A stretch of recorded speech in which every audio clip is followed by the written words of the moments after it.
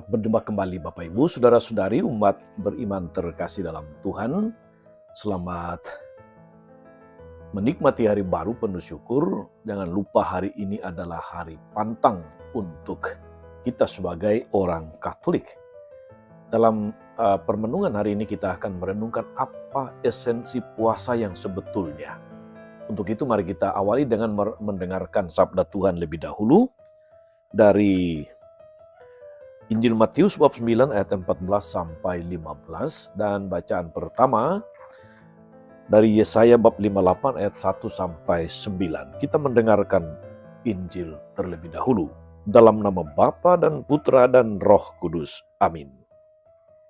Sekali peristiwa, datanglah murid-murid Yohanes kepada Yesus dan berkata, "Mengapa kami dan orang Farisi berpuasa, tapi murid-muridmu tidak?" Jawab Yesus kepada mereka, "Dapatkah sahabat-sahabat mempelai laki-laki berduka cita selama mempelai itu bersama mereka? Tapi waktunya akan datang mempelai itu diambil dari mereka, dan pada waktu itulah mereka akan berpuasa." Demikianlah sabda Tuhan. Bapak Ibu Saudara-saudari umat beriman terkasih dalam Tuhan kita Yesus Kristus. Pada hari ini kita mendengarkan kedua bacaan berbicara tentang puasa. Nabi Yesaya dalam bacaan pertama menekankan apa esensi puasa itu. Bahwasanya berpuasa pada dasarnya bukan terutama soal jasmania. Bukan soal berseru atau berteriak kepada Tuhan. Bukan soal makan atau tidak makan. Bukan soal duduk di atas abu atau debu. Melainkan soal niat, komitmen untuk berhenti berbuat dosa. Berhenti berbuat kejahatan, kerakusan, kelaliman. Dan berbalik kepada cara hidup yang kudus. Maka berpuasa adalah soal bela rasa atau belas kasihan, memberi makan kepada yang lapar, membagi pakaian kepada yang telanjang, memberikan tumpangan kepada tunawisma, mengunjungi yang sakit, menghibur yang berduka, membuka diri terhadap sesama dalam segala hal. Demikianlah kita menurut Nabi Yesaya, saudara-saudari, kita akan menjadi terang dan Tuhan akan menjawab ketika kita berseru kepadanya.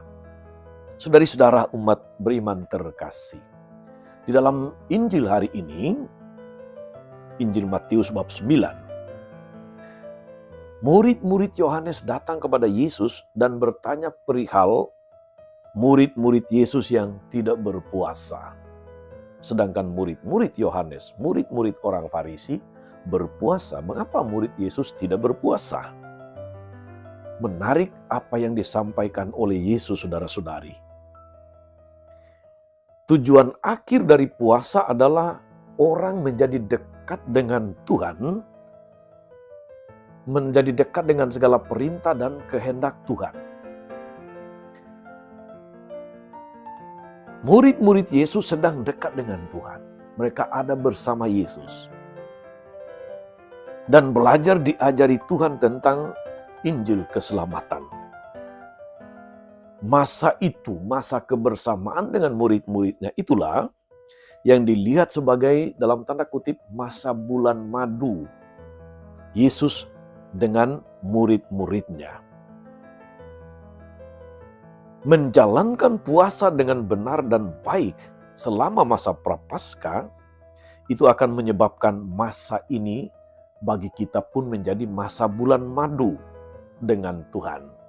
Sebab melalui doa, melalui puasa dan pantang, melalui amal kasih atau bersedekah, saudara-saudari, kita sedang membina kedekatan dengan Tuhan. Dalam arti tertentu, itu juga adalah masa bulan madu kita dengan Tuhan. Karena itu saudara-saudari, moga-moga puasa kita selama 40 hari ini sungguh-sungguh menjadi masa bulan madu dengan Tuhan. di mana kita menjadi makin dekat dengan Tuhan dalam doa dan firman-Nya, makin mampu mengendalikan diri dengan segala keinginan dan macam-macam perbuatan atau tindakan yang tidak teratur, dan semakin berbelas kasih, berbela rasa dengan sesama. Itulah esensi puasa, menjadi dekat dengan Tuhan dan menjadi penuh belas kasih kepada sesama. Selamat berpuasa saudara-saudari, Tuhan Yesus memberkati. Amin. Tuhan Yesus Kristus, kami bersyukur atas firman-Mu yang menegaskan kepada kami apa artinya, atau apa esensi puasa yang kami jalankan selama 40 hari ini. Semoga kami menjalankan masa puasa ini dengan baik dan benar, berhenti berbuat dosa, berhenti dari kebiasaan-kebiasaan yang merusak diri dan sesama, kebiasaan-kebiasaan yang tidak teratur, berbela rasa dengan mereka yang menderita, yang lapar, yang sakit dan kurang beruntung dalam kehidupan ini. Semoga Engkaulah Tuhan dan pengantara kami sepanjang segala masa. Amin.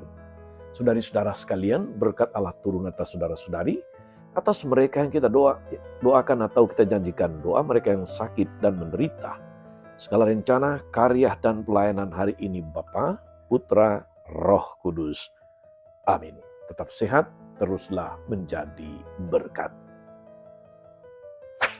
Jangan lupa like, subscribe, nyalakan lonceng notifikasinya. Salam 52, Tuhan memberkati.